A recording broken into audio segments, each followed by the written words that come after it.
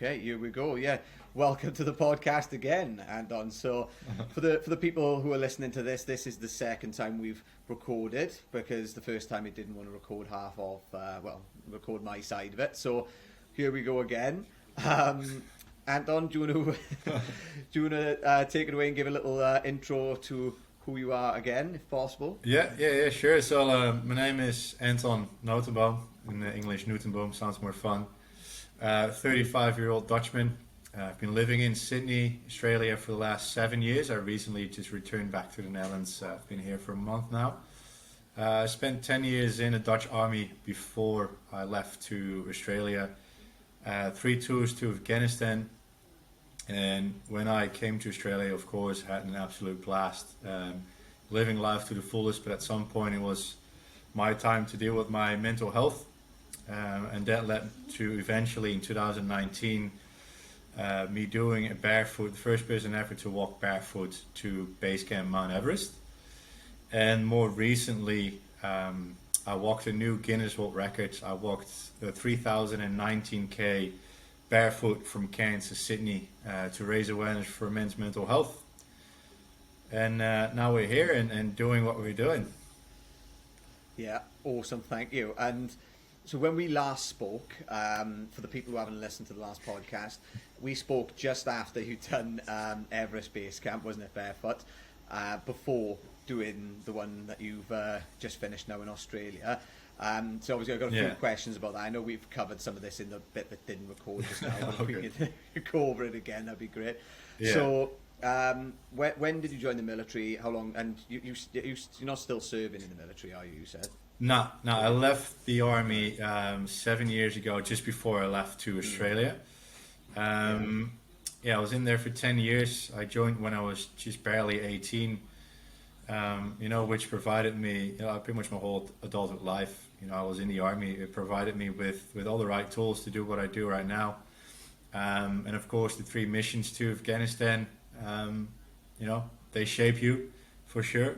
Most days, in a positive way, and there's moments in there that you do not want to do again, but like the negative as well can turn into a positive, once you get the strength and resilience out of it.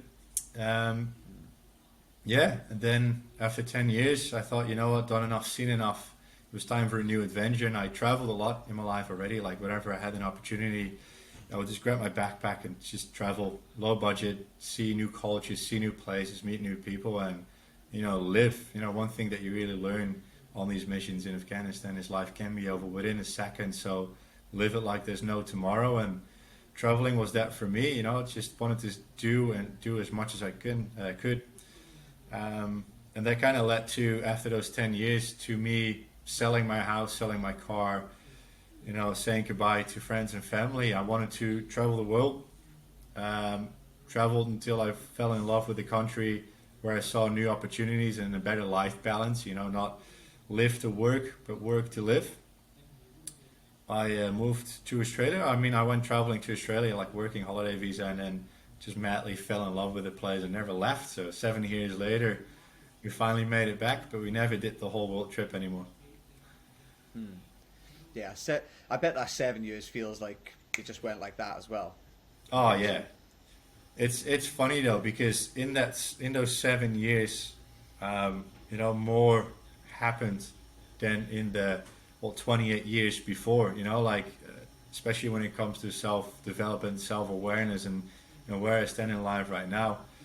That all happened in such a short time period, just a few years compared with the whole life I had before. So it's been massive, but then looking back on it, it just seems like such a short time. And yeah, I do miss it terribly. I've never been homesick before. I'm homesick now. Like, I miss Australia.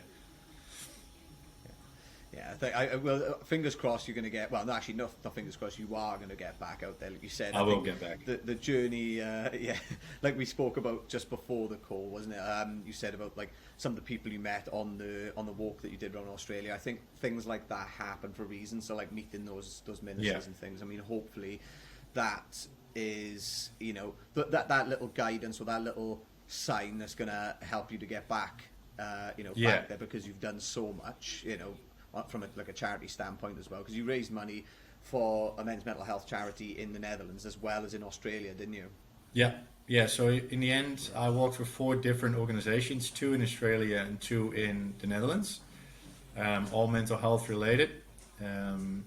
But yeah, like I was definitely keen to start that work in Australia, but that's going to happen in the Netherlands now. So I'm just setting myself up to do the same thing here and see where that leads, where that takes me.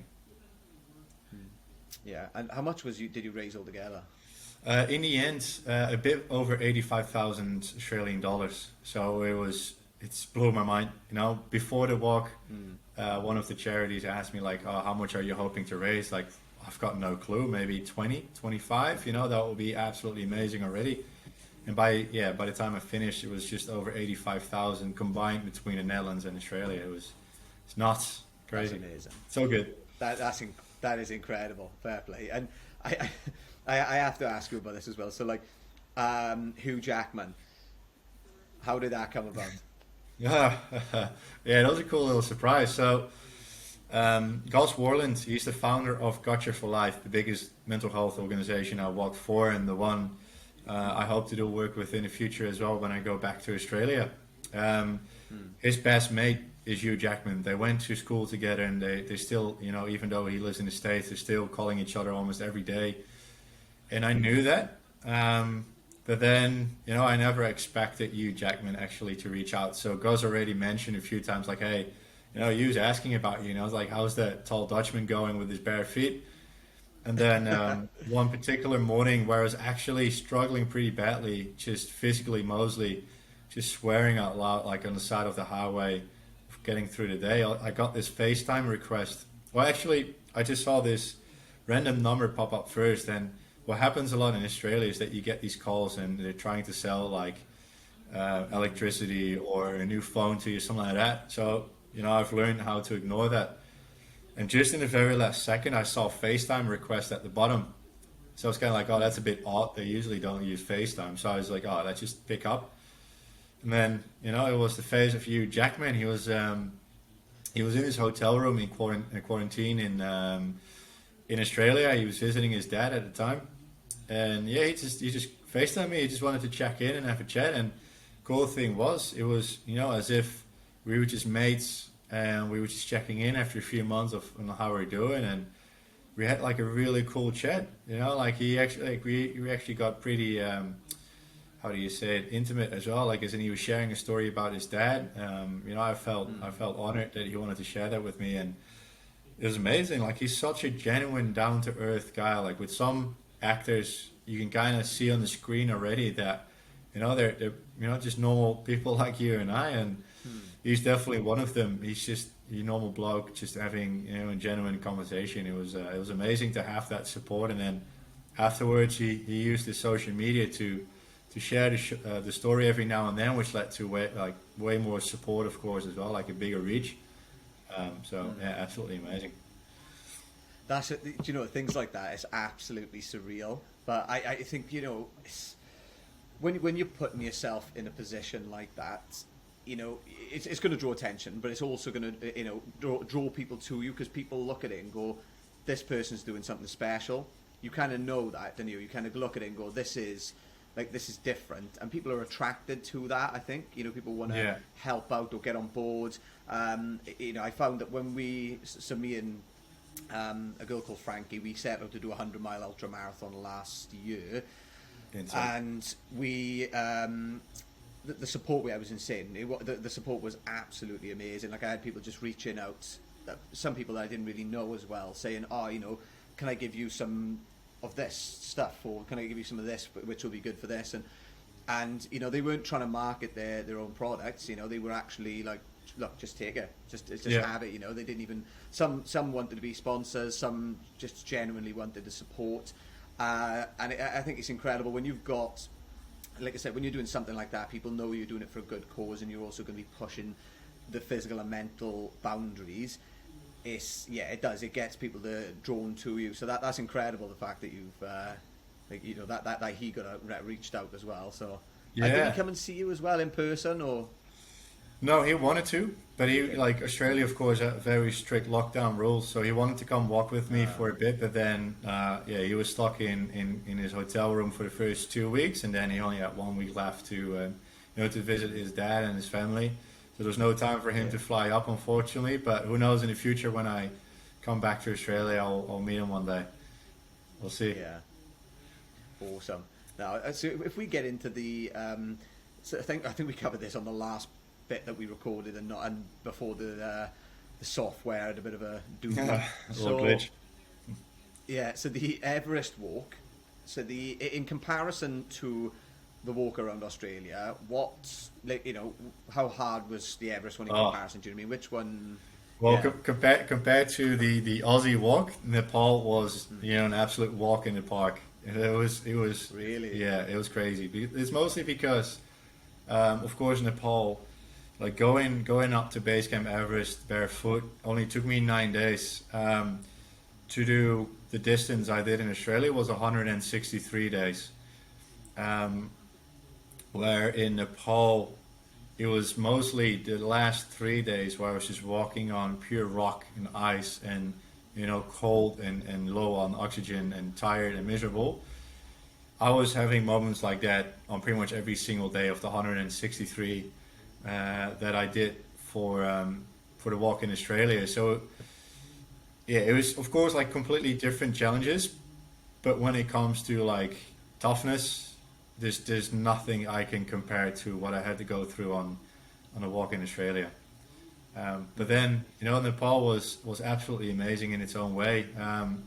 That was the first time. That's actually where the Barefoot Dutchman was born.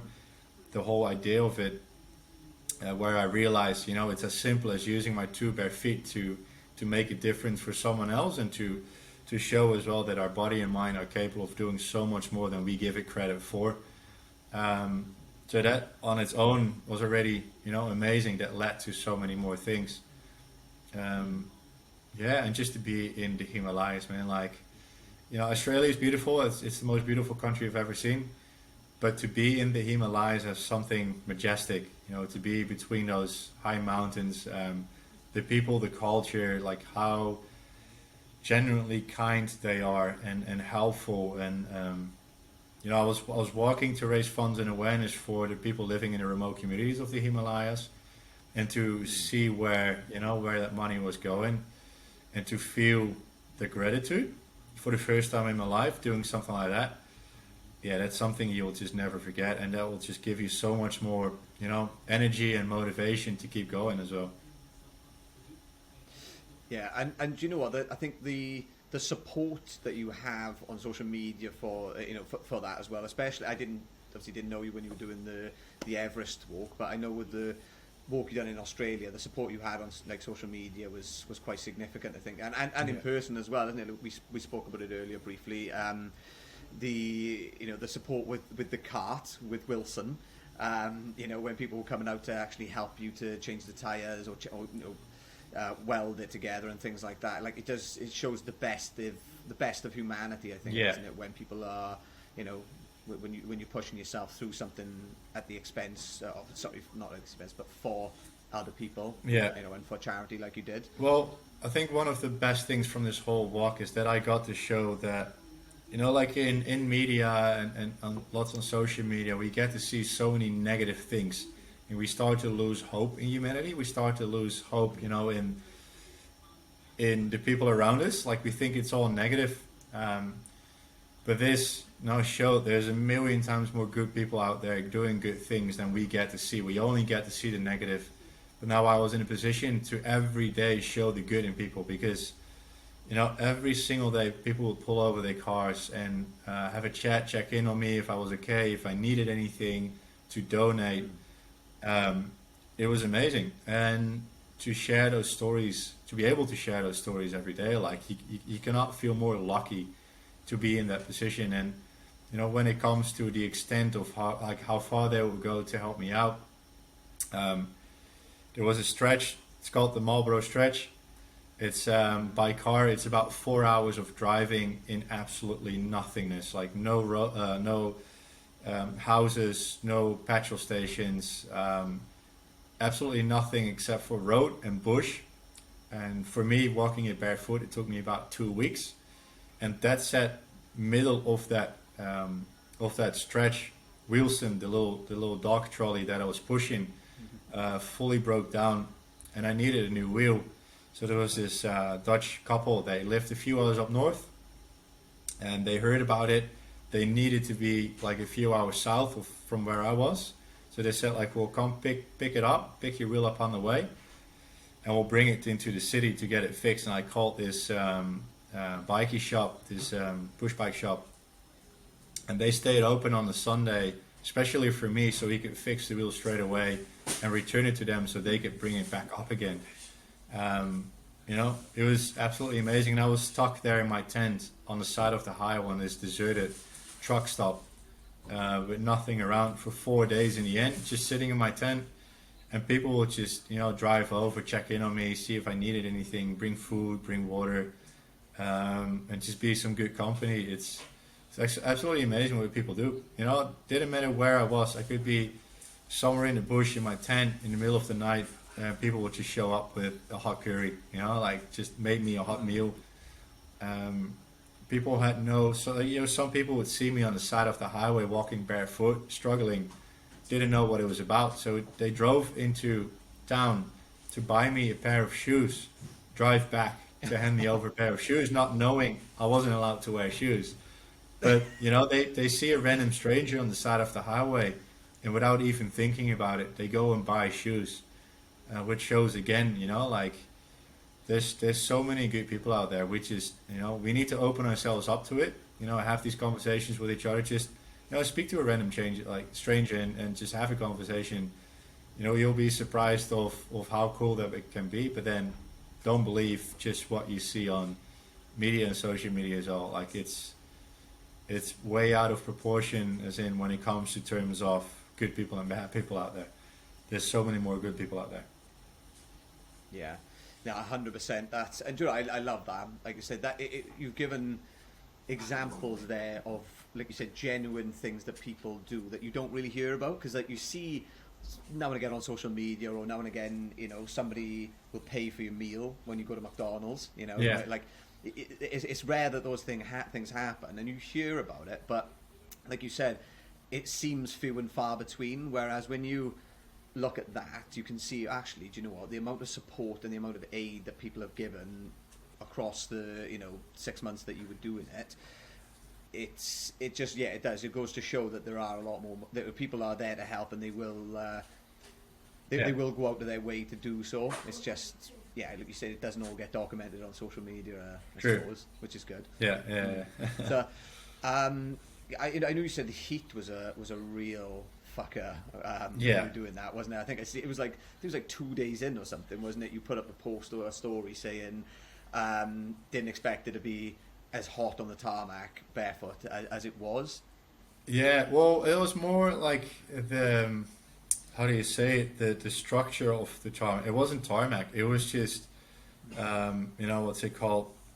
Oh, I think it's called tar, but then just like, you know, rocks just thrown on there and not really made flat. So it's just like all these rocks just sticking up into your feet.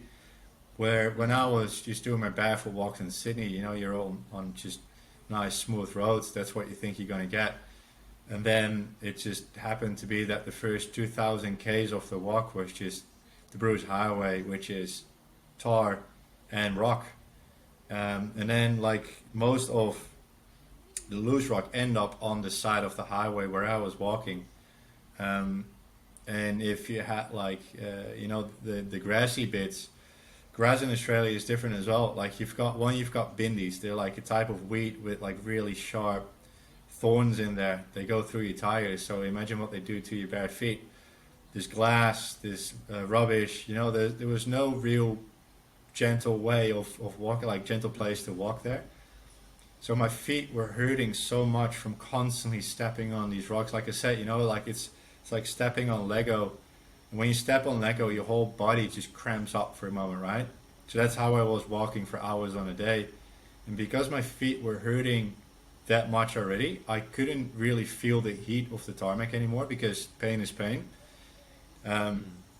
but then the heat itself from some of the days, you're already using so much energy from walking cramped up like that, that the heat just drains more and more energy out of you. So it was definitely a big battle most of the days.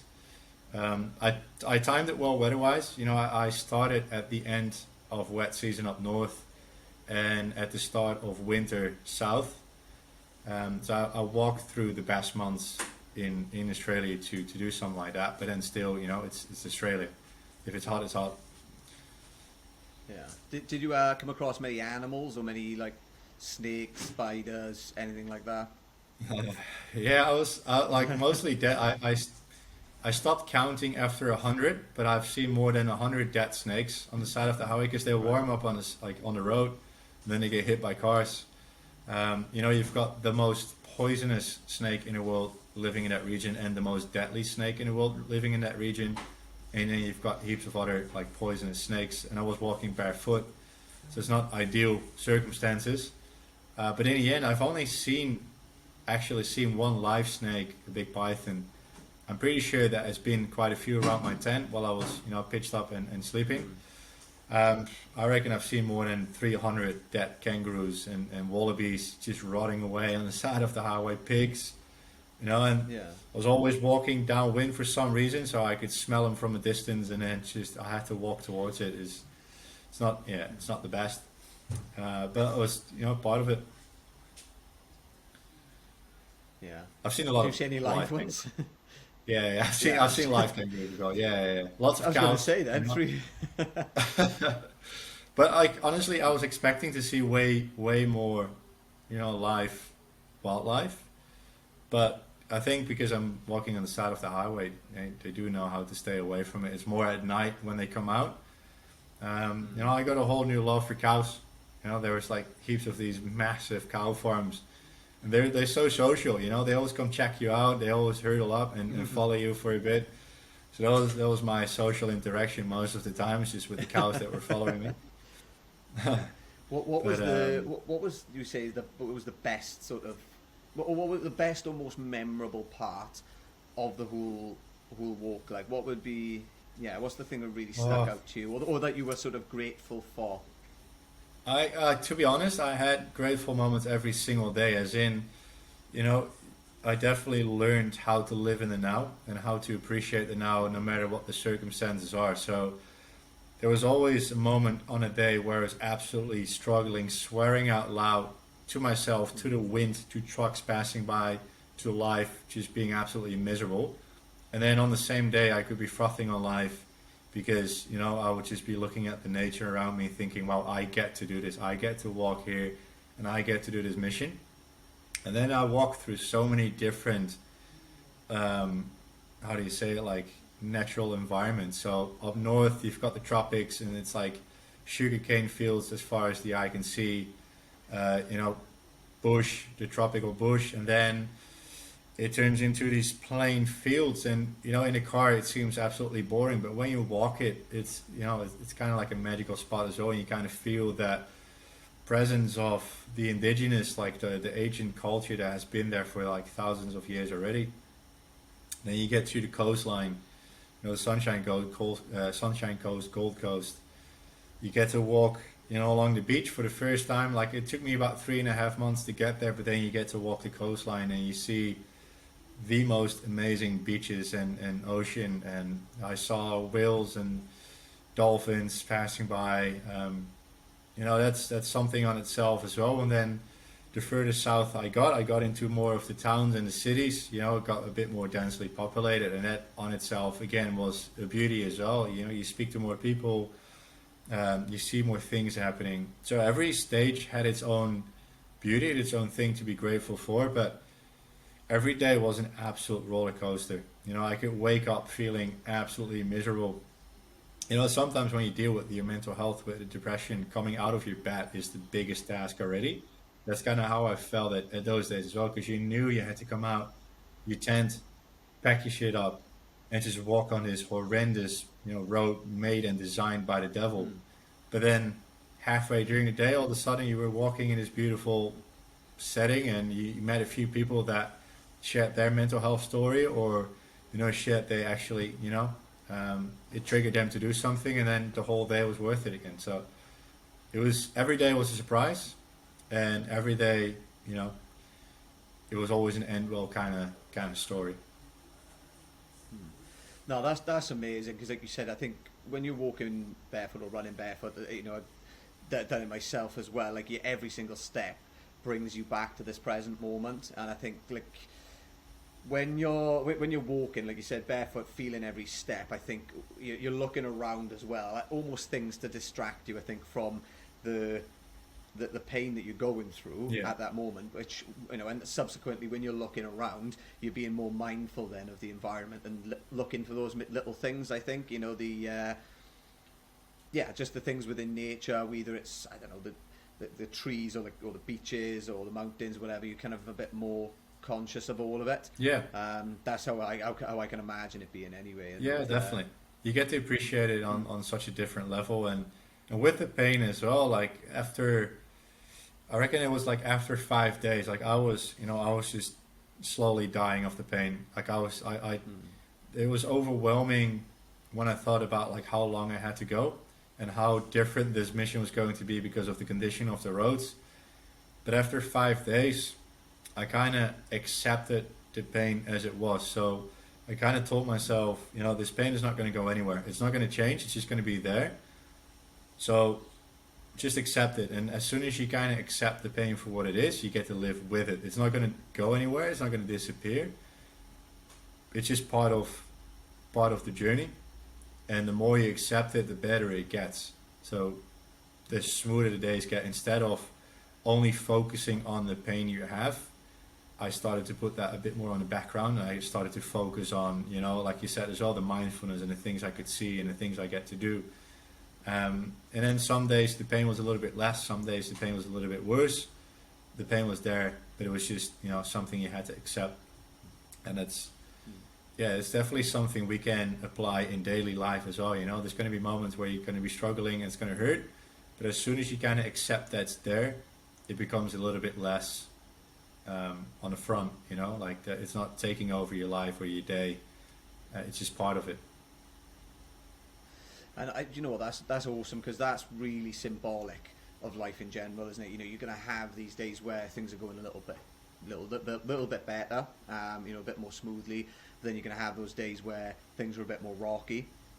And like you said, it's about kind of accepting, right, today's one of those days where it's a little bit more rocky, and learning from it and thinking, okay, what's going on today that I can learn from? Okay, what lessons can I take that in the future it's just that little bit less rocky, or I'm able to deal with it a little bit better than I did today. And I suppose the walk that you've done is symbolic of that, in a sense, because you kind of walk and you think, right, there are going to be other surfaces, there are going to be other roads that are horrible and painful, but you've just still got to push through it, because that there is a finish line, or there is a point where you're going to get to, and you're going to be back in that place where it's like, right, I've achieved this, I've got through it. And you're also going to have roads along the way where you've got beautiful scenery, you've got nice tarmac, so then you're going to be walking on it, and it's going to be a lot easier, a lot more pleasant. So I suppose it's just taking the bad with the good in that respect. Yeah, exactly. That's exactly it, and that's how I looked at it every single morning as well. Like I said, when you wake up, when you're in a depression, or when you're struggling with your mental health, that you feel that anxiety, you feel that pressure on your chest straight away. You don't want to face the day, but then just coming out of bed and facing the day is already something you can be grateful for, and just give yourself a little tap on the shoulder for it. And it just shows that you never know what's going to happen on that day. It can be a horrible start of the day, but it might just be something on that day that just changes the whole thing around, and you end up just being grateful for it. So, and then again, like by the end of the day, like you said as well, you're one step closer, again, as cliche as it may sound, but you're one step closer towards the end goal of becoming better and feeling better. So it's all about just, taking those steps, coming out of that, just taking those steps, and you never know what's around the corner. And that's what I was able to show with this walk for 163 days straight. And it never stops. That's just life. Life is just ups and downs constantly. It's gonna throw curveballs. You never know what to expect. But the more you do this, the more resilient you get, the more strength you get, the more knowledge you have about yourself, what your triggers are, where the triggers come from, and how to respond to those triggers. So, you can improve your own life and you start to feel better and better. But then at the same time, it's totally fine just to have shit days, accept that it doesn't always have to be good or positive or going somewhere. Sometimes you can easily just lay on the couch, feel miserable, eat a tub of ice cream or watch Netflix. It's fine. You don't always have to feel good, but just be grateful for the fact that you got out of bed, you faced the day, and at the end of the day, you're just one step closer regardless of how you tackle that day. That's awesome. Yeah, no, you've hit the nail on the head, 100%. One question I've got, actually, which I've want to bring up as well, is the mindset you had going into it. Obviously, we've talked about like your mindset during, but just before you actually went and done the walk, and also Everest as well. So like when you were on the lead up to it, what was going through your head? Was there any point where you thought, I don't know if I can do this or anything like that? What was your kind of, how were you viewing it, what you were about to do? Well, one, like, I had no expectations. Like, I didn't, like with Nepal, for example, I started to read one blog, and while of the walk, like of how they experienced it, and while reading the blog, like I think it was like quarter way in, I stopped reading. It's like, no, I don't want to know. I want my own experience. I don't want to live someone else's experience and go with those expectations, go towards the start. I just wanted everything to be a surprise, because if you don't have any expectations, then there's no disappointment. It's just all new. And I did the same with this Australian walk as well. Like I'm just taking it day by day. So I got myself to the start, just see what happens. Of course you have to do some prep work, as in material wise, like bring the right clothes, bring the right gear, food and water and that kind of stuff. But other than that, I didn't check the route. I didn't check the map. I didn't check what to expect. I mean, that's why, the Bruce Highway being an absolute nightmare was such a surprise. I just didn't know. But that, like gives you exactly the right tools again, because you have to adapt on the spot. Gives you the right tools for future, endeavors. And one thing that I always have before I start on something, if I start on something, I'm going to finish it. There's no way I'm going to stop. And I keep telling myself that as well. Like, I'm not going to share this story. I'm not going to start this challenge and not finish it. Of course, when life happens, it's not always going to be that good. There could be, an accident. There could be something happening that you can't finish it. But in my own mindset from the start, from me sharing the story, I'm going to do this, I tell myself every single day, there's no way I'm not going to finish this. There's nothing can stop me. There's no point of starting something like this with doubt if you're going to make it or not. Just tell yourself you're going to make it. And then once you're in there and something inevitable happens, you can just accept as well, like, this is out of my control. But at least I know for myself I could have finished or I can finish. And that's how I went in there. So pretty much no preparation, just telling myself, I'm going to start this, I'm going to finish it. How? I don't know, but it's going to happen.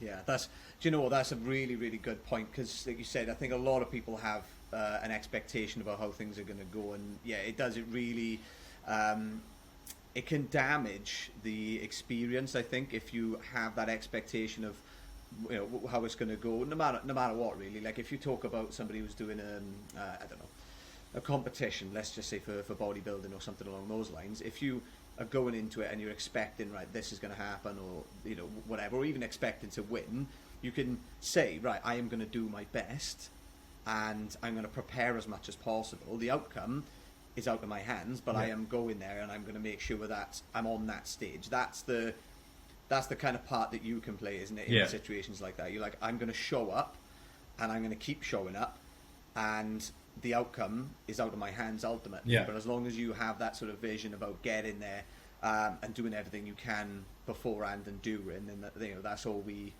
can do. Yeah. I think. Yeah, exactly. Yeah, that's a really important message. That is. Yeah, yeah, and again, that just applies for pretty much everything you want to start on in life. And then, when it comes to setting these goals as well, like don't try to, once we start something new, or once we set ourselves a goal, we want to do the whole thing at once. We get excited and we can only think about the finish line, but that can become overwhelming because there's so much in between. We want to, as cliche again as it may sound, but we want to eat the whole cake at once. No one can eat a whole cake at once. You get sick if you eat a whole cake at once. And there's no, you can't enjoy it. So, with dividing the cake in small eatable bits, you get to enjoy the cake. You get to enjoy it way longer. You get a sense of achievement out of, finishing those smaller bits. And in the end, it all leads towards the bigger picture. So whenever you set yourself a goal like this, whatever that may be, don't try to be at the finish line straight away. Don't try to eat the whole thing at once. Just, allow yourself small, achievable goals to eventually get to that finish line, and get the satisfaction out of those small, achievable goals. Yeah, the smaller goals are so important because it's good to have the big sort of monumental goals that we want to achieve, but you've got to break it down, otherwise it can be overwhelming. Like you said earlier about the distance, I suppose like when you're looking at it, you're thinking, oh my god, I'm in pain and I've only done 20 miles or 50 miles or whatever it is, and I've got all of this other distance to go. It can be overwhelming. You've got this mammoth task, but I think you've just got to break it down into days, and then even break it down into hours from there. So you're going to go, right, so I'm just going to, well, not even hours, you break it down even further. You can go, right, I'm going to walk to that lamppost here, and then when I get to that lamppost, I'm going to keep walking to the next one. You can break it down as much as you want, and you're almost counting the little wins then. If you think, right, okay, I just want to get up today, and I'm just going to walk as long as I can, and then I'm going to go to bed, and that's that. That's the one focus I've got today. And you go, right, boom, I've done that, and you get that sense of achievement because you're like, I've done another day here. I've walked this far, and you're focusing on the miles racking up in terms of what you've done rather than what's left to come. So exactly. You're not thinking about the 3,000 other kilometers. You're thinking about the 10 that you've already walked. Yeah, that's 100% it. It's definitely dream big. Nothing is impossible. Dream big. But I think that the main thing with it all is just start. Don't overthink it. Don't over prepare it. Don't think you need to do this and this and this first, or don't think about the finish line. Just start and go from there and start building, bits and pieces. But that's, I think, when it comes to all these kind of things, we always think that we need to be in this perfect state before we start anything. Like everything needs to be built up first to a certain moment. No, you just need to start, and it can be today. And it's, if from this more than 3,000 walk, I started with 2.5 Ks. And that led to, okay, let's do a bit more. I just started, and that's it. And it just started to build from there on. And it's the same with eventually the world record walk. I didn't do much preparations. I just flew up and I started, and from there on, this whole story started to develop. But in the end, there's no point of waiting for that perfect moment. There is no perfect moment. The only moment is now. It's cliche, but it needs to happen, and you just need to start. Yeah, 100%. Vision's important, but like you said, it's more important to just think, right, this is the direction I want to walk in, and I'm going to just start walking right now, and I'm going to see how it goes. I'm not going to place too much reliance on how it's going to go, because that's where the fun is. I know, like you said, I know it sounds cliche, but when people say it's not where the destination, it's the journey, but it is. You know, when you're driving somewhere, let's say it's an 8-hour drive, you're focusing on the point you're going to get to in 8 hours. You're thinking, right, so I'm going to drive to Sydney. So I'm going to drive to Sydney from Gold Coast. It's about 8.5 hours. So you're not thinking about all of the stuff that you're going to see or interact with and things on the way. You're thinking about getting to Gold Coast and what it's going to be like when you get there. Yeah. So what really happens is if you keep your sort of mind focused on that point, you're going to think, oh yeah, this is going to be nice and whatever, placing expectations almost on what you're going to experience when you're there, but not actually appreciating all of the beautiful things you're going to see on the way there. And that's why I love it. If things happen, like, I don't know, you get a flat tire, or you run out of petrol, or whatever it is, at the time I'm like, oh, this is shit, but I kind of think, right, this is all part of the story, this is what makes it more memorable. Yeah, exactly. When things go wrong, because that's what life is. Things go wrong, or things happen that you don't expect, and then you go, right, okay, I'm going to have to deal with this now. And those end up being the best stories, when you look back on it retrospectively. It doesn't feel like it at the time. No. But in hindsight, it's always the best stories. Yeah, and that's why it's good what you did with the whole walk, I suppose, not looking at other people's stories and other people's experiences, because then, you're almost thinking, oh, well, actually, after 100 miles, I'm going to be feeling like this. Yeah. It's like, no, actually, just go roll with it and deal with it when you get to that point. Exactly. Okay, what can I do now that's gonna help me? It's always going to turn out differently than you planned anyway. Especially when it's like these type of lengths and these like massive goals. You can plan whatever you want. It's going to turn out differently because there's so many different factors that are involved, except like besides just your own planning. So yeah, be prepared, but just start. Be prepared, but just start. Love that. That's the quote for the podcast so far. So I want to talk about the mental health like stuff that you've been doing since and during as well. So I know you talked about obviously the military and your own kind of experiences with mental health and the kind of reasons why you got into it in that sense. I mean, what are you doing currently in terms of mental health? Because I know I've noticed the top you've got on as well, so talk to me, bro. Yep. Do you want to just talk about some of the stuff you're involved in currently and your thoughts really about just mental health in general and how people can manage it better and overcome things? Yeah. So any thoughts you've got on it? Well, of course, like one of the main reasons why I did the walk is so I could create a platform where I could share my own stories and that of the people I met on the way. So I'm no professional, I'm no mental coach, I'm no guru or anything like that. I'm just me, and I just share whatever I go through and whatever I learn, and whoever I meet. And that's basically what I do right now. So I just create more stories that people hopefully can, resonate with, level with, and get something out of that makes them feel better, gives them strength or resilience that you need in those times. Tips and tools that they can apply into their own lives, whatever works for them. And hopefully that creates that safe space. So I firmly believe that sharing our own story creates a safe space for someone else to feel that he or she can share their story as well. And that's what we need to do. Like it's up to us to be that person for each other. We need to know that our own personal story has actually the ability to save lives. I've had moments where I heard stories or I shared stories where you didn't think it left any impression, but a year later you hear the story how that person that heard that story actually was thinking about ending his or her life, but then because of hearing that story got the right tools or the right motivation to do something about it, to feel better about themselves and to feel inspired to do more. So I will keep doing that forever and ever. Like, just be open, be vulnerable, lead by example is something I definitely learned in the army. If I want to change the stigma around men's mental health in particular and show that showing emotions and vulnerability is completely fine, has nothing to do with your masculinity, you're just human, then I need to be that person that does it firsthand. So I'm doing that, social media. There's lots of organizations that I want to help with just promoting them.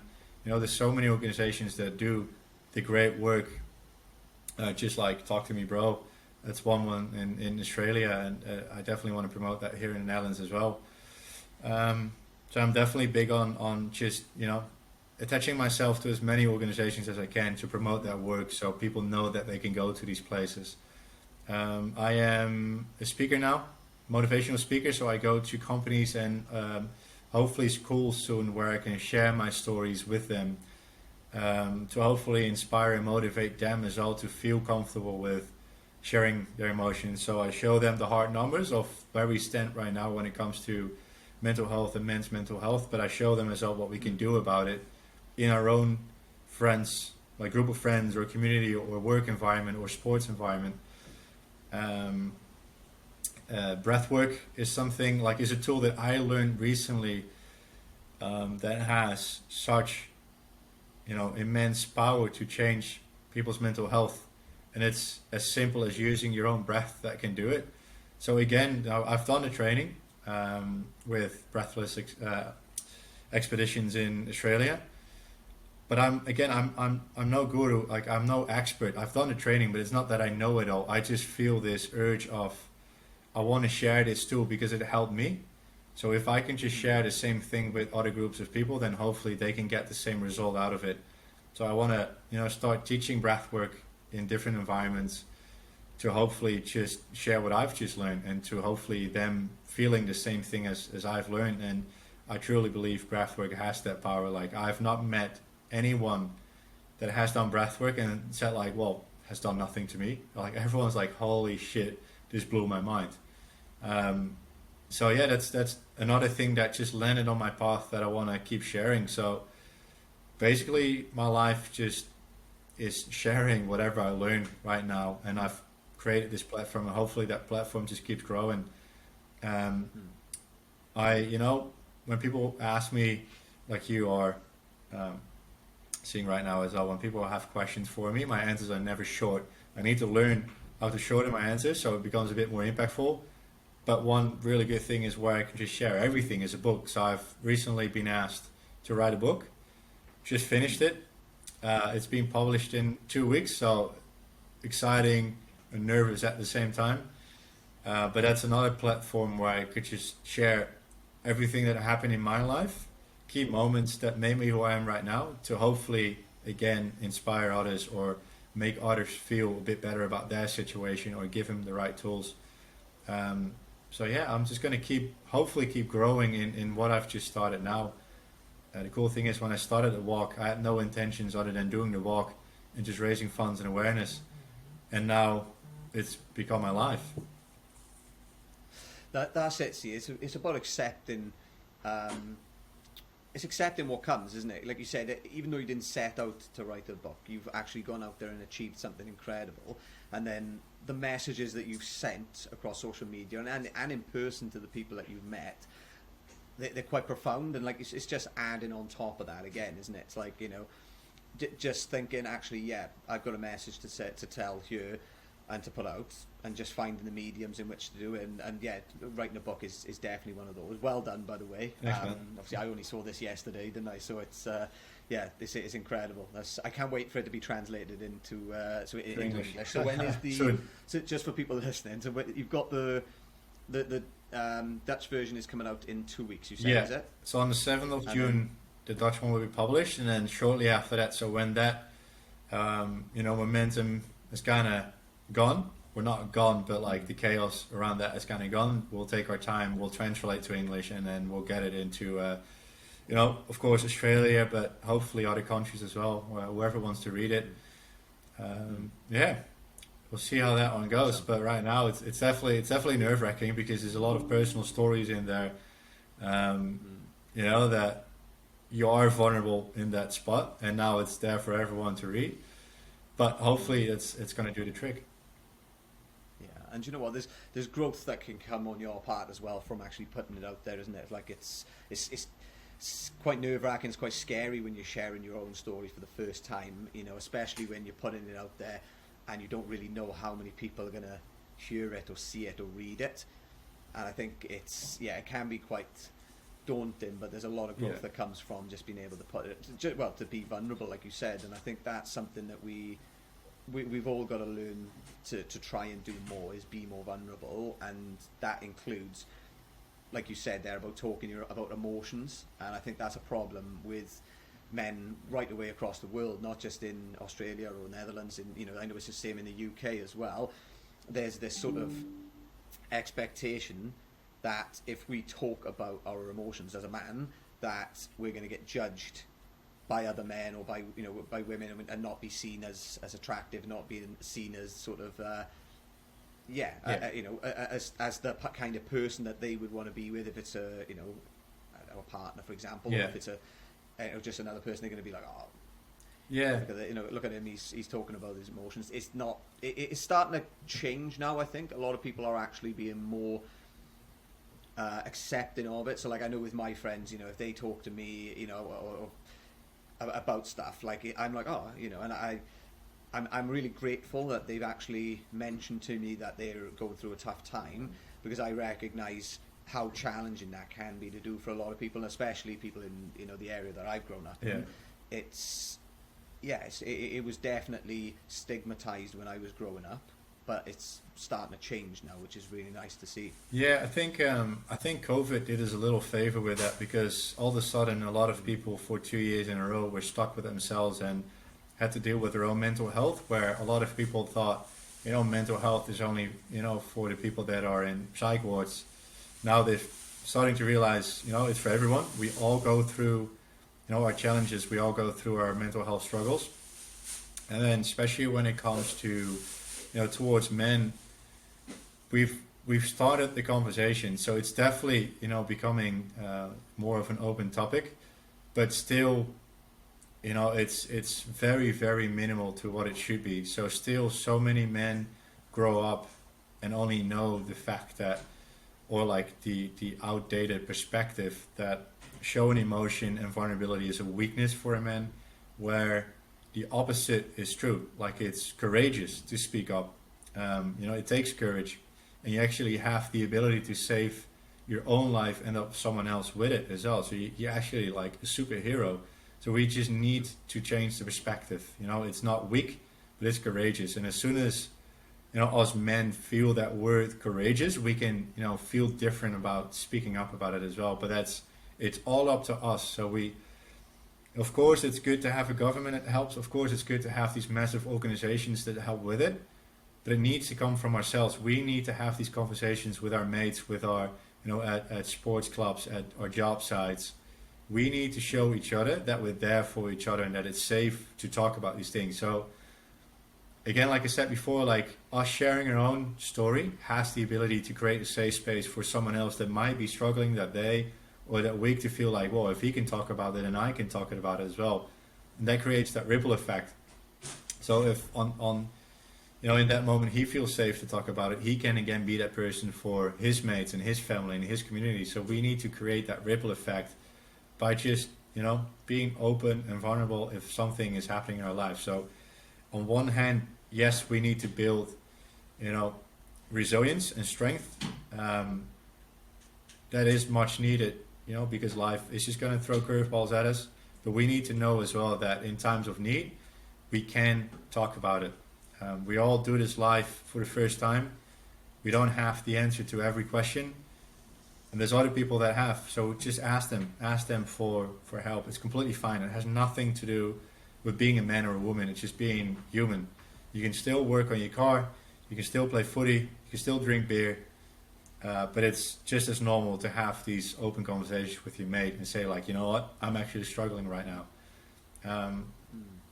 And it's that fact that if we can work on our own mental health as men, we then, not see competition in each other. Like, it's very important to know that masculinity doesn't mean we have to fight each other. It doesn't mean we have like this competition in each other. It's good to have that healthy competition to build each other up, but not to bring each other down and not to fight each other. And if we stand together as like actual brothers, we can then work on our mental health, and we can then work on the other aspect of it. Men's mental health is not just about men, it's about the people around us, the feminine, our kids. They're all affected by us wrongdoing because we're not strong in our masculinity, we're not strong with our mental health. If we don't work on that, we are the ones doing the wrong to the feminine as well, like domestic violence, verbal and physical abuse. How do you say it? discriminating on job sites, stuff like that. Like it all comes forth out us not working on our own mental health. So it doesn't just affect us men; it affects everyone around us as well. So that's another important reason why we have to step up towards each other and hold each other accountable as well, for our own behavior. So there's so many things that come to it, but it needs to start with us having the conversation with each other. So, I highly recommend just start a once in a week group with a few lads, like play football, but just end the game with just having a chat, or just come together at someone's house for a week, or just have chats other than just cars or football. I love to talk about it, but there's more to it. But we need to initiate that towards each other. We need to show each other that we're there for each other and that we can rely on each other, support each other, and create that safe space for each other. That's awesome, and like you said, the accountability side of it is so important. Actually, holding people to accounts, to receive it as well, like you said, because I think a lot of people might not initiate a conversation on a deeper level with one of their friends, but like you said, if you're holding somebody to account to say, if somebody is struggling, or you've noticed they're acting differently, or they're not going out for. Let's use this as an example. So they say, do you know what? I don't really want to come out for drinks today, or I'm not going to come out for drinks today, rather than saying, why the fuck not? And sort of trying to prompt them to do it. You kind of go, is everything okay? Exactly. Do you want to talk about stuff? Is there stuff going on? Sort of just by asking that, they might turn around and say, no, everything's fine. I just can't be bothered, But if you notice things like that, rather than trying to again do the sort of masculine thing, which is like, come on, and call them whatever, it's actually being compassionate about it and just thinking, is everything okay? Just in case, because you never know. They might turn around and say, I don't know, someone in my family has got, got some sort of illness, or someone's just passed away. There could be any number of different things going on, or they could just feel really low, and it's about just asking them, is there anything I can do to help right now? Is there anything you need from me? I think that's the holding people to account, in the sense that you tell your mates to do the same as well, rather than just responding like a lad's lad. Yeah. Actually thinking, right, behave like this instead, and also behavior on like nights out and things like that. I think toxic masculinity is something you talk about quite a bit, and it's a concept that I've probably come familiar with in like the last year or two, and it's really interesting because it's still prevalent quite significantly, especially if people have been drinking. They're more likely to just, behave in a way that they feel is appropriate to other women or to their mates as well. But like you said, that's when it becomes toxic, when you're, like slapping somebody's, a girl's bum on the night out and things like that. Like, I think some people still think that that's acceptable, and obviously it's not, and that kind of comes in with toxic masculinity. Yeah. I mean, what are your thoughts on what men can do also to hold each other accountable, so like with your mates, for example, and also at a younger level, how can we instill good values to kind of avoid that materializing into later life, if that makes sense? Because a lot of people are afraid to start the conversation because they think they need the perfect answers. But you don't need to be a professional. Like what you just said already, just asking could be enough for someone already to feel like, hey, someone's caring for me. They can already feel like a bit of a relief, and just listening is enough already. You don't need any answers sometimes. Just being a listening ear for someone to be able to share their story and get that off their shoulders could be enough already. So that's, I think, a very important step to know already, to have these type of conversations. And what you said is all, like there is a thing called toxic masculinity, but that's just abusing our masculine traits. So there's nothing wrong with just being a man, like, standing strong in your leadership, standing strong in your direction, standing strong in your your confidence and all that kind of stuff. There's nothing wrong with that. Just being a man is fine. Like, that's what we need more actually in this world. Toxic masculinity is abusing that, so not actually not standing strong in your masculinity and using that in wrong ways, being abusive, trying to be bigger than the one next to you. And I think that's definitely something we need to teach, teenage boys as well, because they still grow up with the fact that they think they need to be bigger and stronger and more tough than the guy next to them. We need to show them what healthy masculine traits are and what toxic masculinity is. There's a difference.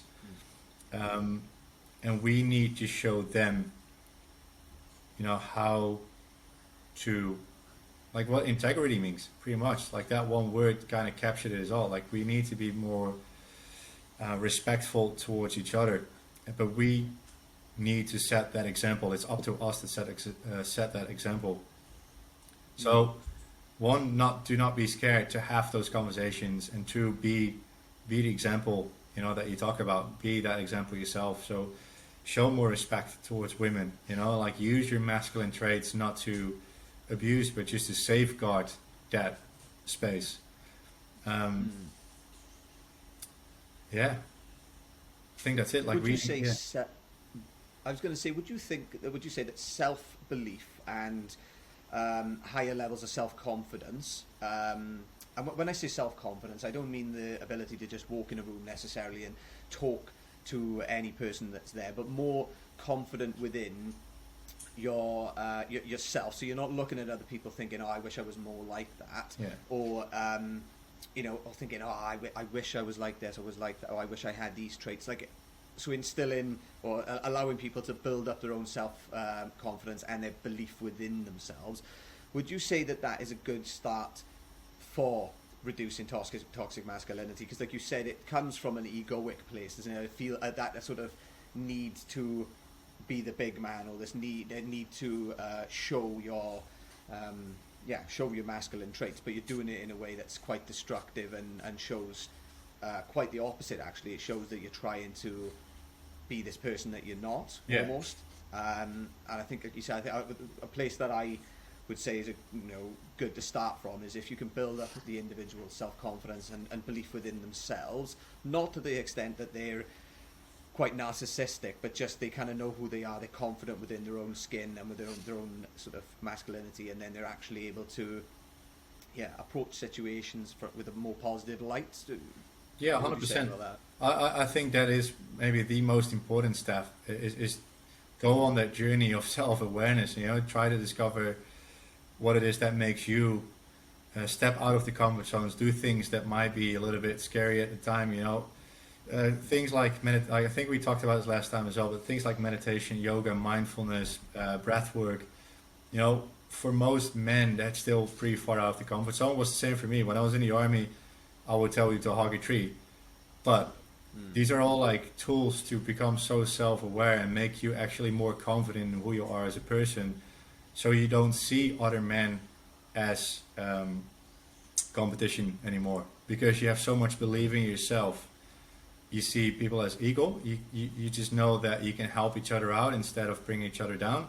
So that journey of self-awareness, and it could be reading the books, it could be listening to podcasts like this, it could be watching YouTube videos about this, from other men speaking about similar topics. There's all these different ways, but definitely start on the journey of self-awareness. Like, learn how you work, what makes you tick, what makes you thrive, what gets you excited, what you get passionate and fiery about. Because then once you're on that journey, all the other things will start to fade. You don't, like most men, in my opinion, most men that act out of, with fights, with hurt, with trying to suppress people, they do it out of an insecurity because they don't know better. They don't know better about themselves. They're not like they show themselves as these really secure men, but they're not.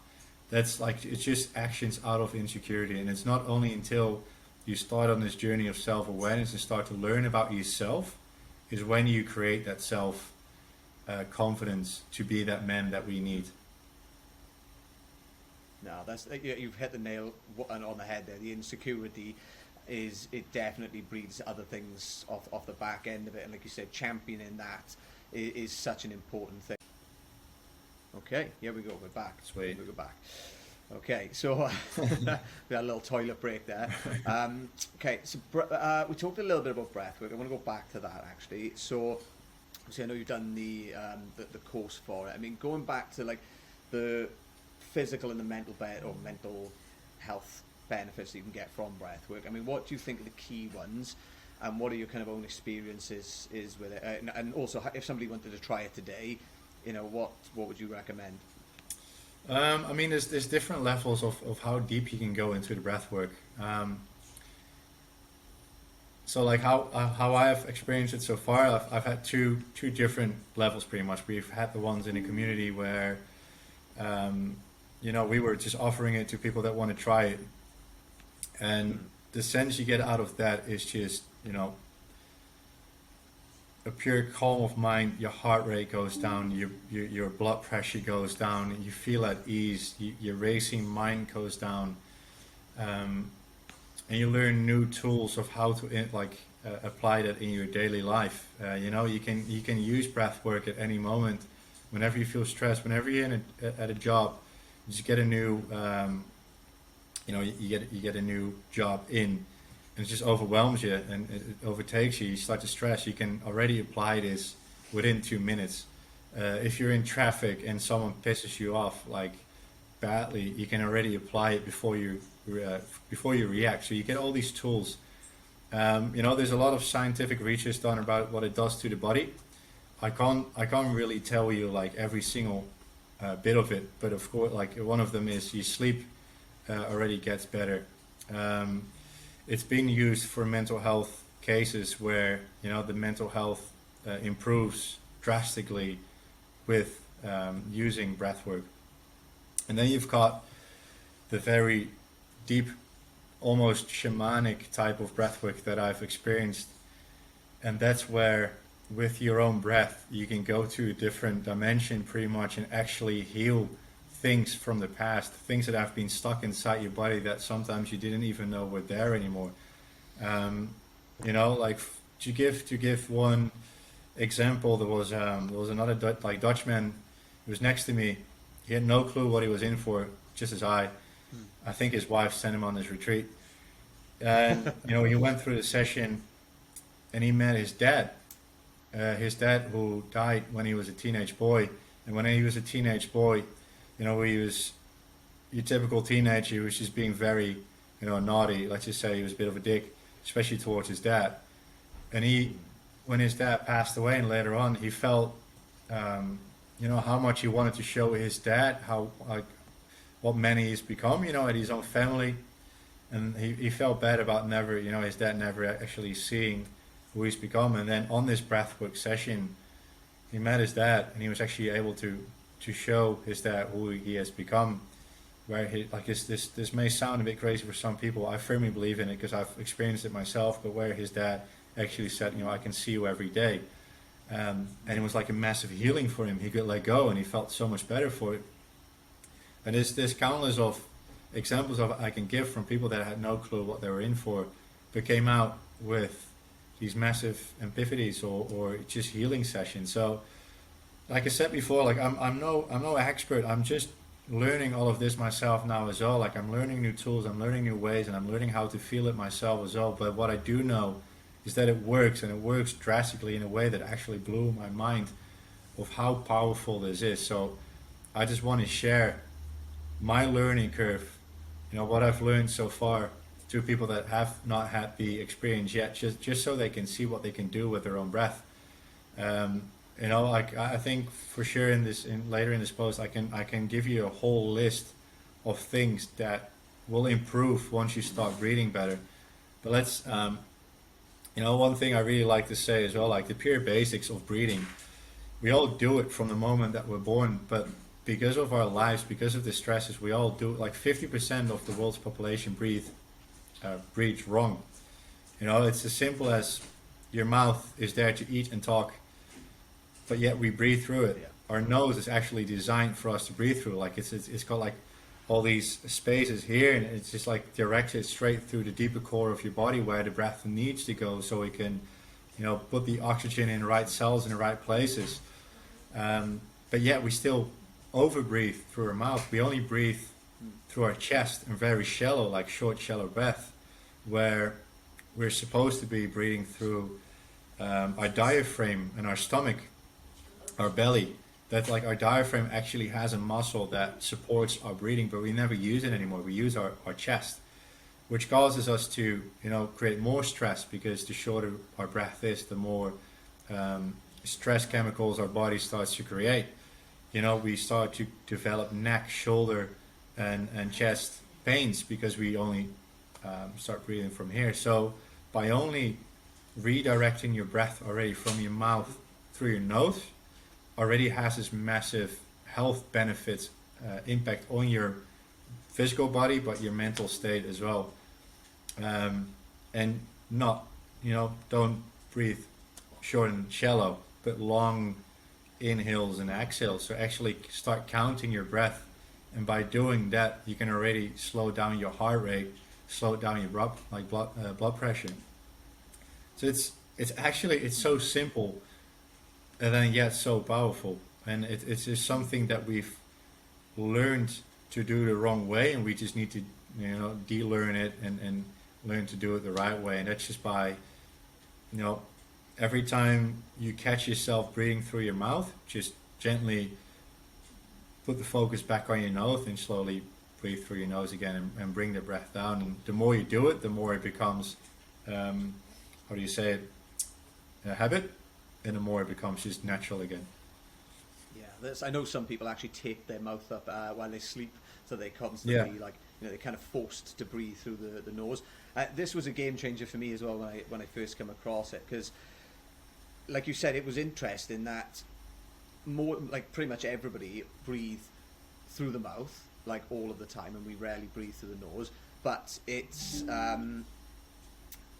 the only animals in the animal kingdom which actually do breathe through our mouth all of the time, or the majority of the time. Like any other animal, if it's a deer or getting chased by a lion, both of those animals, they will breathe through their nose up until they're in a high stress fight or flight mode where they're running, and then they're actually breathing through their mouth whilst they're running. But as soon as they stop, they're back breathing through the nose again. And it's like we breathe through our mouth when we're running or doing exercise, but yeah, we do it the majority of the time other than that as well. And yeah, I don't know if you might have come across this as well, but what I found really interesting is, because we've done mouth breathing for generations and generations, for God knows how long, our mouths have actually started to shrink. So we've still got the same amount of teeth as we would have had when we were, our ancestors would have had like hundreds or thousands of years ago. But it's going into a smaller mouth, isn't it? Because of the fact that we haven't been using our nasal pathways often, so it's been shrinking down here. And yeah, that's why we've got to have a lot of teeth out now, or typically a lot of people have, and that's why. True. So that's another benefit from it as well. Like nose breathing, you like our teeth are crooked right now because of the nose breathing. Our smell is completely different because of mouth breathing. It's not filtered anymore. Like it actually takes away the saliva on your teeth that actually dare to clean your teeth, because it dries it out. There's so many like with the jaw as well. There's another reason for that. So actually, because we started to eat different back in the days, we used to eat from the land, like unprocessed food and nuts, and if we ate meat, it was just not overcooked. Now everything is soft, so everything we eat is soft, so we don't need to use our muscles anymore in our jaw. For that reason, our faces are starting to get smaller and smaller as well, which kind of forces us to breathe more through our mouth. But we can reverse that whole process by eating more organically again, which is another massive health benefit. We should all be more on the healthy food again. But yeah, it improves your breathing as well. And I think when it comes to that, physical and mental health, I think we have to take a few steps back to being human again. Over the last few decades, we've become so distant from what made us thrive as human. Breathing, our eating patterns, sense of community. We've all become, these people that do the things for ourselves. We like you used to be born in a tribe. You had your place in a tribe that made you feel comfortable, that made you feel secure. You know, it was not one mom that took care of the baby. It was the whole community that took care of the baby. We've lost that sense of community, so we start to feel more lonely again, which works negatively on our physical and mental health. We need to start finding our tribe again. Get out there and try to find what sets you on fire, where you belong. Exercise, of course, everyone knows it, but you know, we used to go out and hunt like back in the very old days, or actually do hard labor. Now we sit in a chair, so we miss that big part of exercise that creates the endorphins, that creates the serotonin, like the chemical reaction that takes place in your body that creates the happy chemicals that makes us feel good. So it's all these, like nature is a massive thing. It's funny how when you go through like work and you're just exhausted and you need of a holiday, the first thing you say is like, I can't wait to book a holiday to the beach and to the ocean or to the mountains and the snow or to the fresh air. Without even thinking about it, you long back to nature. That's where we belong. That's where we grew up. That's where we thrived. It's scientifically proven that as soon as our body is in nature, like you dip in the ocean, you go through a bushwalk, you climb a mountain, your body responds to it. So it starts to create all these happy chemicals again because it feels home. That's where we belong. That's where we get, you know, our healthy mood from. Like if you're, you know, feeling miserable, jump in the ocean or walk through the forest, and without you even noticing, you already start to feel better. You start to get more focus. Again, your blood pressure goes down. So that's another one that we've kind of distanced ourselves from by living only in our houses, in our cities, in our towns, or only being in our office. We never really return to nature anymore, where we actually came from and what made us feel good. So I feel like, of course, we need to balance it out with the Western society that we live in, the Western world that we live in. But we need to implement all those basic things that actually make us thrive as human more. So eat healthy, exercise, community, breath, nature. We need to start going back a little bit more to that, to make us feel good again about our, you know, physical and mental state. And it's funny because you had the example of the lion and the deer, right? There's another thing we can learn from that story and from animals, because we are still animals, whether we like it or not. We're not on top of the food chain as well. We're like, it's not a pyramid, it's a circle, which is in there, we're all the same. And when a deer gets chased by a lion, you know, it will produce all the chemicals to survive. Like it will do everything it can to survive. So let's say, what's it called again? Adrenaline, all those kind of chemicals will go up to not get eaten. But then, you know, if it outsmarts the lion, let's say before the lion started chasing it, it was eating grass, you know, most likely. And then when it outchases the lion, it doesn't just go back to eating the grass. It stands there and it just shakes its whole body for like half an hour or so. So it releases all those stress chemicals that it's had to produce to survive that traumatic experience. But then as humans, we go through traumatic experiences, it passes and we just go back to normal life as if nothing happens. We never take time for ourselves to kind of de-stress. And it can be anything. It could be, you know, at work that you get an assignment that is just too much for you to deal with it at the time, or in traffic that you almost hit something like that. You know, like the mate of mine from that retreat, he gave a perfect example. Like, you know, you're with a group of mates and you go to this cliff to jump off the cliff into the water. You walk towards to the edge of the cliff and you build all these chemicals up in your body, and then in the very last second before you jump down, you turn around, you get in your car and you drive off. You know, your body is just freaking buzzing with all the chemicals that it had to create to make that jump and to survive that jump, and now you're just sitting in traffic again. So if you keep doing it, if you keep building those stresses up, it is gonna explode. Like there's just no way around it. So whatever experience you've had, big or small, you need to take the time for yourself to just shake your whole body in whatever way that is for you, to de-stress, to get those chemicals outside your body again.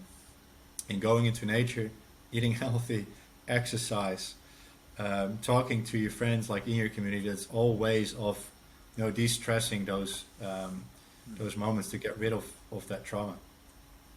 Yeah, and nature is a big one. So I advocate for this myself as well. Like you say, it's all free. Having a sense of community is typically free. Like you can go out and go to a coffee shop and you can just speak to the people in there and ask them about their day. And if you do that on more of a regular basis, you start to form more of a sense of community. So that happens with me. I do the sea dip in the morning. I go for a coffee afterwards in usually the same coffee shop, and it's always the same faces in there. So it's like, oh, good morning, how are you? How was work? This thing you had last weekend, or how was your holiday? And that happens over time, and all it takes is a little bit of participation and you to keep showing up, really, isn't it? You're going there and you're taking an interest in people, so you're like remembering their name, things like that, and they, that little sense of community is incredible.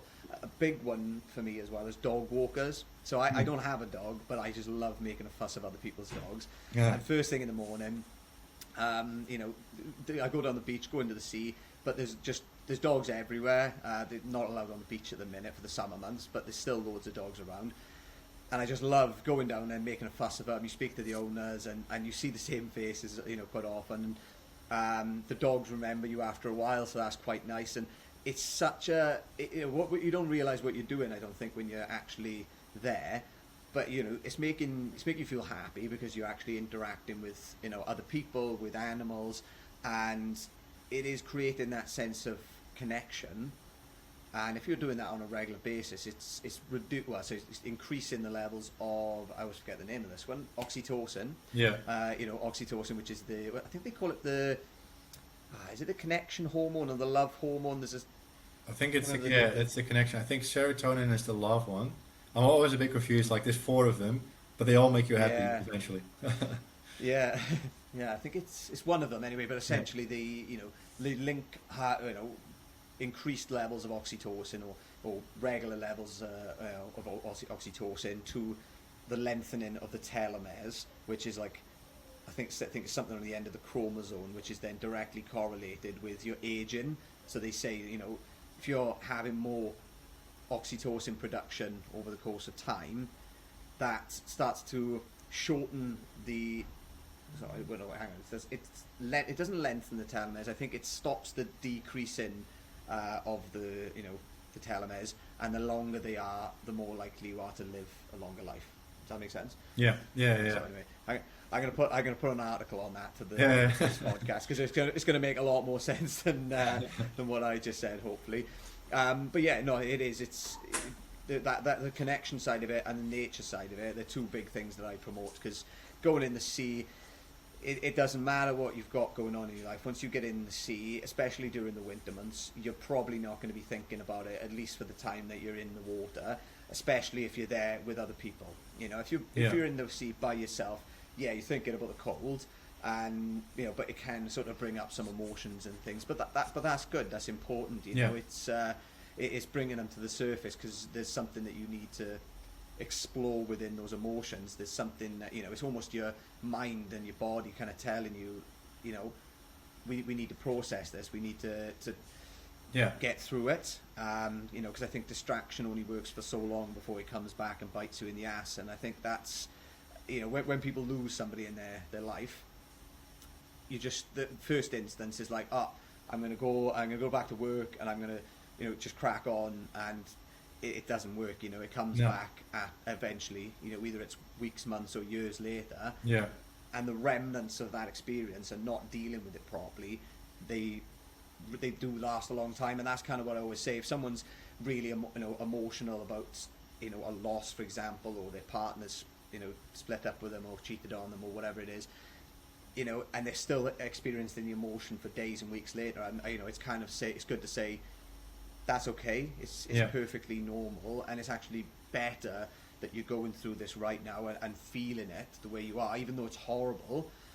You are actually dealing with it because you're allowing the emotions to come through and not trying to cover it up, and that's such an important message to send, I think. 100%. I think that's the most important one. Like, you actually have to feel it. You have to go through it, and of course it's easy to find distraction, because whatever hurts, like, your body and mind automatically wants to find something so it doesn't hurt, like a survival instinct. But you have to go through it. You have to feel it, and the more you feel it, the faster it will pass, and the more you can focus on the good things that will come. And in future reference as well, like once it happens again, already kind of like how it's going to feel, so you get better and better and better at it. But distraction, like it's only going to fester, it's only going to grow, it's only going to get worse and worse, and eventually it's going to catch up with you. And you might be in an even worse position then. That's kind of my own personal story. I've done it with everything until Murphy's Law. Everything was on my plate at once, and that's when I had to deal with it. Where now I know if something shit happens, I sit with it in quietness. It's gonna suck. I cry. I feel miserable, but it's gonna be good. Like at the end of it. Yeah, no, that's a really important message. It really is, because like you said, it's a lot of people they go, I'm not going to cry now in front of people, or I'm not going to cry at all, because it's almost accepting the pain, isn't it? It's accepting that you are hurt, and that's for a lot of people that's quite scary. Because coming back to the masculinity side of things, I think for men in particular, it's. You don't want to. If you feel like if you're crying, you feel like the other person or the situation has won, and that's not the case at all. No. But at the same time, it does take a level of surrender on our part. I think when we surrender to our emotions and what's going on, that doesn't mean we're giving in to them. It doesn't mean that we're letting them win in any way. It just means that you are allowing them to. Allowing you to feel yourself, to feel the emotion, to feel the experience you're going through, and when you allow yourself to do that, you're able to make sense of it in the way that we're supposed to, and in the way that it's going to actually benefit you long term by building resilience, rather than holding you back by having certain traumas around that situation or that experience. Exactly. Kind of impact you in different ways, in relationships in the future or whatever it is. Yeah, it makes you stronger. So it's the opposite of weakness or being weak. It actually makes you stronger. It makes you more resilient. So there's only benefits from actually allowing yourself to surrender and to feel, and just to feel miserable for a bit. No, 100%. We've hit the nail on the head there. So I'm going to ask a question. Well, two questions. I got two more questions for you actually. So one of them is, what's next now? So we've done Everest, done the barefoot walk, the setting 2 Guinness World Records in the process. So what's the next move? What's going on? Have you got anything in mind for? Yep. Unfortunately, I do. There's actually already a podcast I listened to before I even started the walk with Wim Hof. Like, Wim Hof is just an all-round legend, and he's got like 26 or 27 world records on his name. I was listening to a podcast where he mentioned he once did half a marathon barefoot on Arctic ice, and I hate running, but therefore I need to do it. And then I was thinking, okay, cool, he's done half a marathon on Arctic ice. He did it, I'm not sure where he did it, but he's like, it wasn't in an area of a city. So now I have come up with the idea, well, first go to the North Pole, and then to actually go to the pole itself, have a 21k circle around it. So I run through every time zone on the Northern Hemisphere, then go to Antarctica, do the same on the South Pole, the other way around. So I run through every time zone on the Southern Hemisphere. And it's not about breaking his record. It's not about setting a new Guinness World Record. It will be cool, but it's about the journey leading towards the poles. Like the 2 poles are the first indicators of what the state of the world is at, and right now it's definitely not looking too great. So the journey towards the poles is all about doing it without using any fossil fuels, and showing what we can do to reverse what we've been doing, mostly for future generations to come, so they can actually live in a more healthy world. So using a train, a sailing boat, a snowmobile on batteries, a kite with skis, and then eventually I'll be running barefoot, so I'll definitely leave no footprint behind.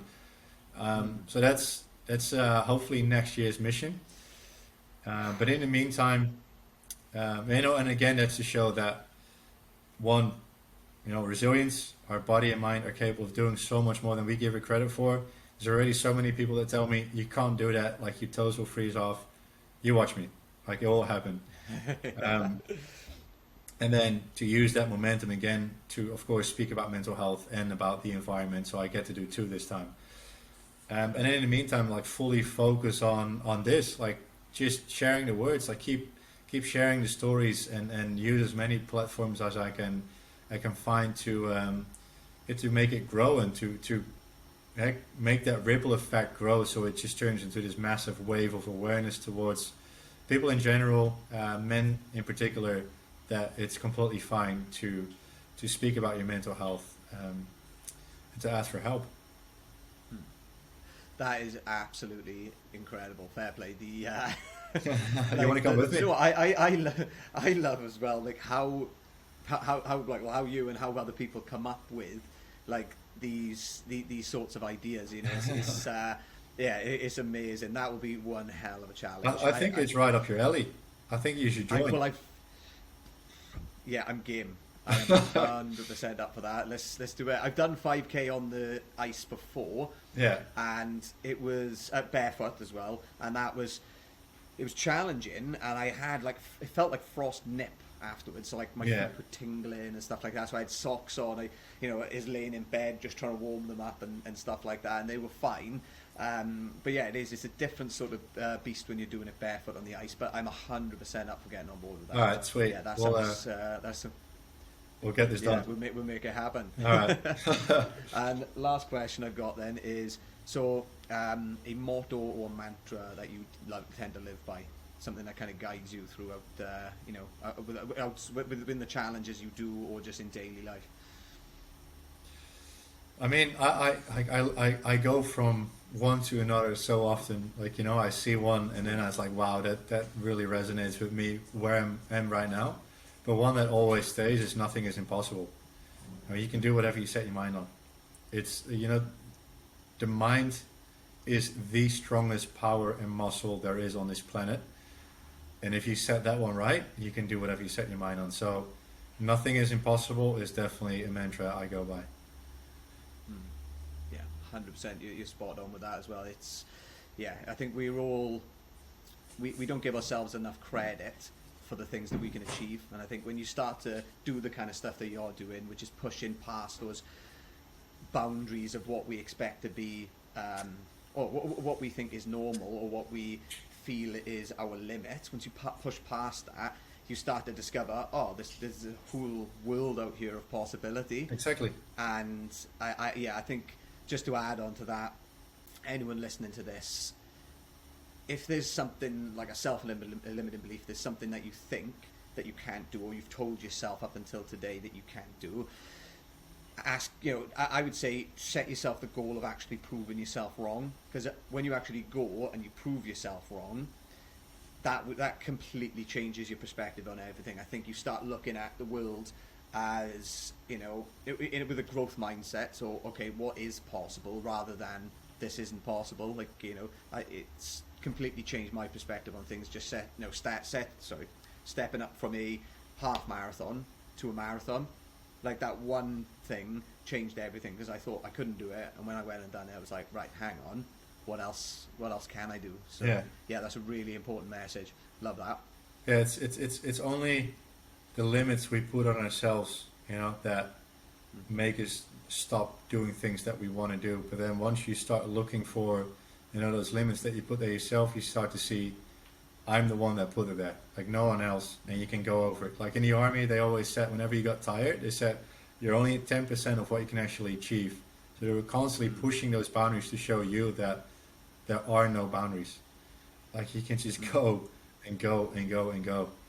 And then once we start to feel that power that's in everyone, like I'm not special in any way, just like no one else is, but then is, you know what I mean? Like everyone's special in their own way, but then it's not like I'm out of the ordinary. I just look for those boundaries to find out like there are none, and that releases what you said. That releases this power that everyone has to do more and be more in every aspect of life.